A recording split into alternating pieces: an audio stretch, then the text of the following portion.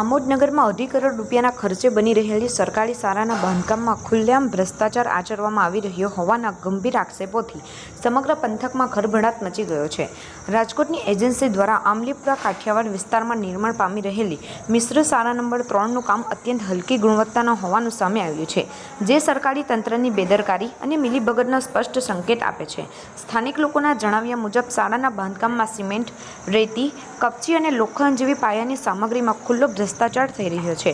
પાયા અને beam column જેવા મુખ્ય માળખીય ભાગોમાં પણ ગુણવત્તાના માપદંડને સંપૂર્ણપણે અવગણવામાં આવ્યા છે.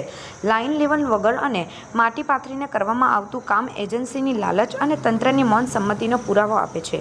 આ અંગે ફરજ પર હાજર સુપરવાઇઝરને પૂછપરછ કરતા તેમણે વ્યવસ્થિત જવાબ આપવાને બદલે ગોળ વાતો કરી ઉડાવ જવાબ આપ્યો હતો. આ વર્તણૂક શાળાના પાયાને નહીં પણ ભ્રષ્ટાચારના આક્ષેપોને વધુ મજબૂત બનાવે છે. આ ગંભીર મુદ્દો માત્ર બાંધકામની ગુણવત્તાનો નથી, પરંતુ માસૂમ બાળકોના જીવ અને તેમના ભવિષ્ય માટે થતા ચેંડાનો છે. કરોડોના ખર્ચે નિર્માણ પામી રહેલ આ શાળા જો ગણતરીના વર્ષોમાં ધરાશાયી થશે તો તેની જવાબદારી કોની રહેશે?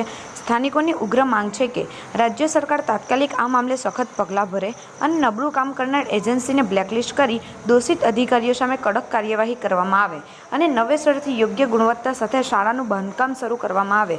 આ મામલો રાજ્યમાં ચાલી રહેલા વિકાસના દાવાઓ સામે એક મોટો પ્રશ્નાર્થ ઊભો કરે છે.